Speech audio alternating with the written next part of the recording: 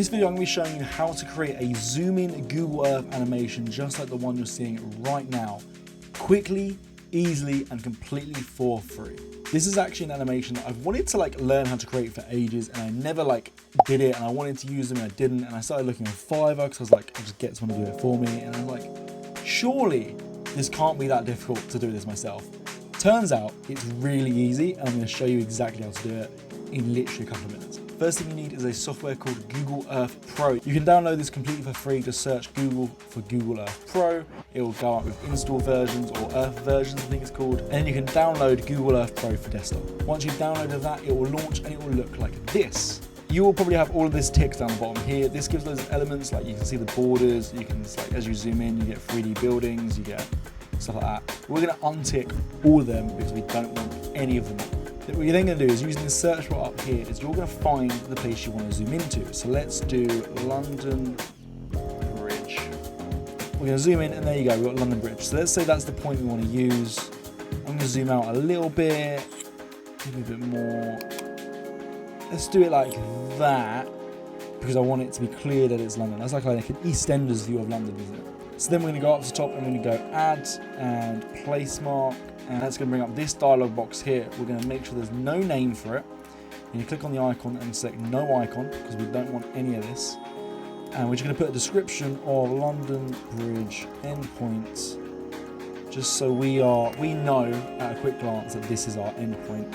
And then you're going to hit add. Now, if you don't want this name to appear, we're just going to clear the search. I sometimes like to leave the name there just to sort of highlight what we're zooming into. But we're going to clear the search by clicking this X down here. You see here it's got no name, which means my endpoint is set, but there's no name on the map there. And then we're just going to start zooming out.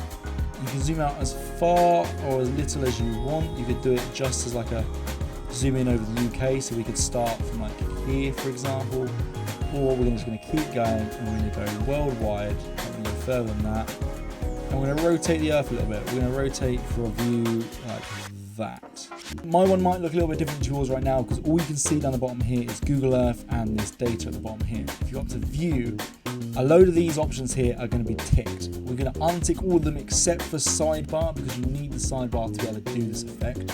Untick everything else here so you get a nice clean image like this.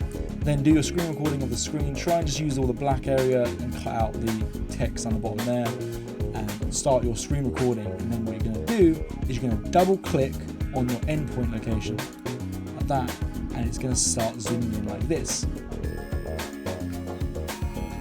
Now the default zoom in effect that is used within Google Earth is quite slow.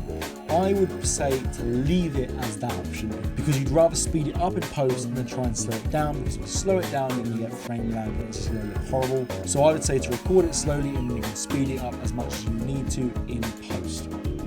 If you weren't completely satisfied with that, you can zoom back out, and if you're going to need to do this a few times, you can actually do the same thing we did to set an endpoint, but you can set a start point for where you want the animation to start, so that you can re-record it a few times if needed. So if I go back, maybe there, we're going to go back up to Add, Place Mark, and then I'm going to go through the whole process again of creating a start point, and you can quickly double click on each one to float between.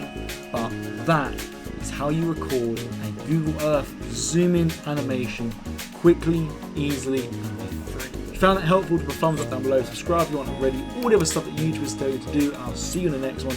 Don't forget to take the shot.